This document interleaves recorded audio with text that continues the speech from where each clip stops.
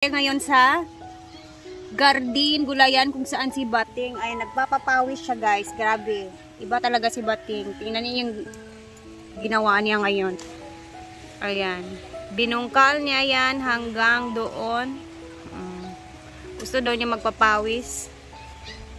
Siya po yung naglinis dito kahapon, guys. O dyan hanggang dito. Pinagkukuha niya yung mga talbos ng kamote. Panas ka na eh.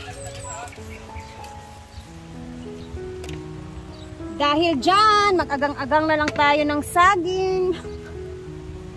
Kaya murag, ano man mo, bidli naman, banana cuting, no? Matamis kasi. So, mag-ano tayo dito tayo. Plano namin dito ni Bating. Tsa, parang may-ari. Plano namin dito, guys. Gagawa kami dito ng kusina na mapaglulutuan namin. Kasi, parang maganda dito na area for luto-luto.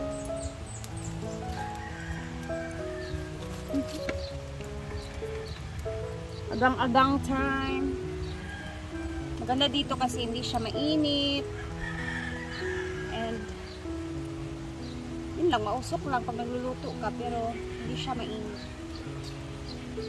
Gawin na lang nating agang-agang. Ang agang-agang yung tawag sa amin dito sa Bisaya. Tagalog is inihaw na saging. No?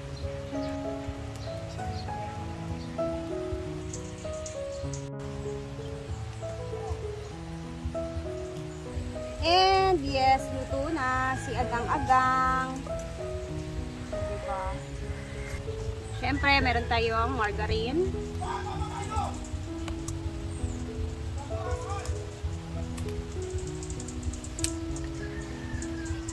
Barbecue ko sana to, guys, kaso wala na, umuwi na pala yung mga nagdala ng mga pots.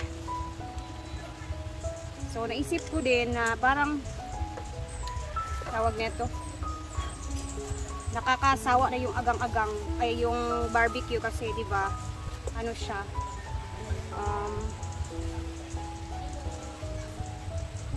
Matamis na matamis. So, ginawa ko na lang siyang ganito. And magbit-bit din ako nito for my anak. Sabi ko naman, paborito to ng anak ko. And lagyan natin ng sugar. Ayan. Diba? Perfect.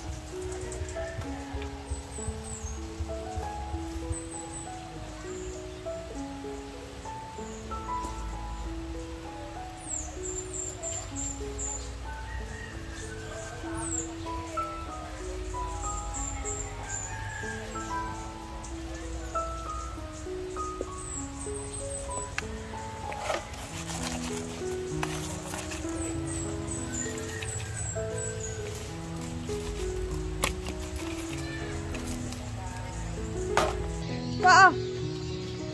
Baon diri. Ah. Amang ka. Ara ko dari, mang. Yes, mang. Argel. Karang ganis imo na day. Diri sa ko diri sa ulo. Ayan kasi mo.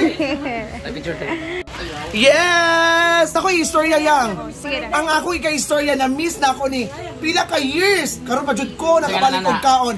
Ginanggang. Since when I was in agang-agang. Since when I was in elementary mo. Pahiram ako niyan, mangha, soon. Parang bagay sa akin yan. Thank you, Ate Cherry Steel. Sa mga paano, guys, oh, binigyan niya kami ng gifts.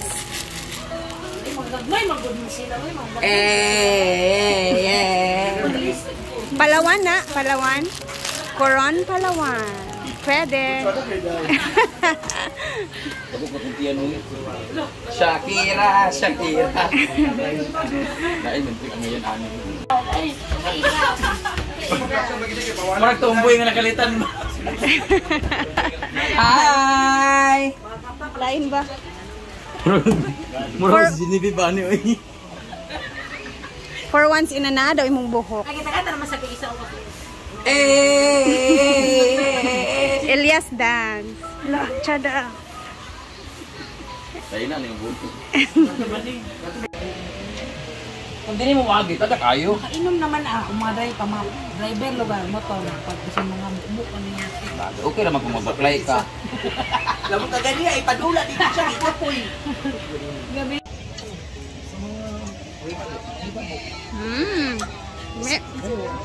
Iba talaga yung sugar pag kasama yung margarine. Diba, nakakamiss lang. So, lagi namin kinakain dito. Bumibili kami ng banana Q. Minsan lang talaga kami nakakain nito. And alam nyo, mahal na talaga to pag binili mo sa nagbebenta ng mga ganito kasi 10 piso, which is yung kilo ng saging na saba dito sa amin is 20 pesos lang. So, kung may margarine ka or sugar, pwedeng-pwede nang gumawa.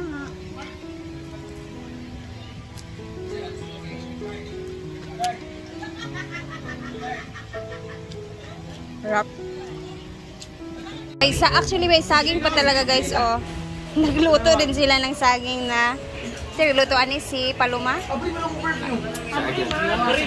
And bagoong. Sina kasayo makainom mo adto dito. Upay ka ng anak na. Samilo na. Samilo si One day. Natal.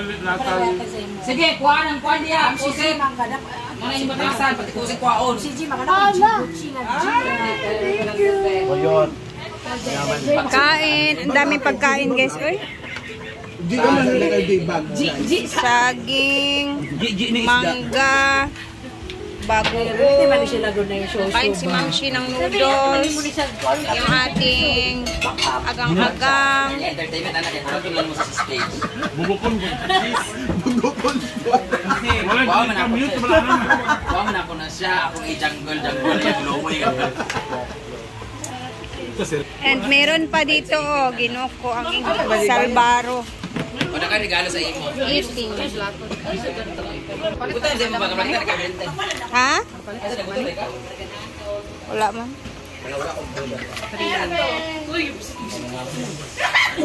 Pila nga ni mo isa ni? 10 pesos yung isa, guys. Kasi mahirap gumawa ng ano. Uy, mahirap to gawin. Kana magbulad ka, pila ka adlaw. Kaya naman sa kwan. So, ikaw, Kayo dali ra kay mo. nakahimo na ko ani before, uy. Ugay kay ko na, tagal ko natapos. Gabi kahago. Wala lagi sa down. Wala ka ng tulo. Wala sa down. Pulo na daw. Oh, additional. Kati, batang yating me. Tama na please. Manambok ang kailangan, manambok. Dagan pa sa imong kuan. Palitan ka kang ipin, mali pa jud. Tama ba? Kamu mo sa akin ginamos dire. Ay naman, palit. Bakit sila ano ah? Ante. Benay sa akin dari, oh, pagkwa. Ginamos. Bayaran na katiwa pa. Boy. Naapoy agang-agang dadto ay. Buhay mo anak. Napoy agang-agang dadto. Agang te. Inidak na Ay nagagawin mo ala. Inidak na dayon sa Ginoko, Lord. Salamat sa mga blessings. Batang, kuyog baboy siyang mama. Ay, hapon na guys. Alas 5 na po ng hapon. Siyempre, uwi na si Rhea kasi bukas Monday. So, kailangan makauwi na. Namiss ko na naman si Diday.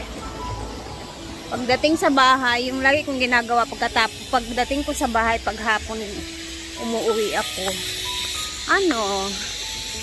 Quality time kay Diday, tapos nag-study kami paggabi. And then more on kudol-kudol sa kanya. Syempre, yung night time lang kasi talaga yung time namin na laging nagkakatsikahan, nagbabanding, kasi pag morning, pag weekdays, school naman siya, and then after niya sa paghatid sa morning, pupunta ako dito minsan sa farm ng maaga, and then yung papa na niya yung magkukuha sa kanya sa school, and then minsan naman is mga 12 noon na ako ng hapon, pumupunta dito, ganun, depende kung hindi masyadong busy sa school si Diday. So ganito pag hapon, syempre may miss ko na siya kasi napakahabang oras na, no? So si Diday naman guys is ano siya, parang nasanay na din siya ba na ganito yung trabaho ng mama niya, and then naiintindihan niya yung ano ko, yung trabaho ko. Yun lang. So hanggang dito na muna. Thank you for watching. Bye po.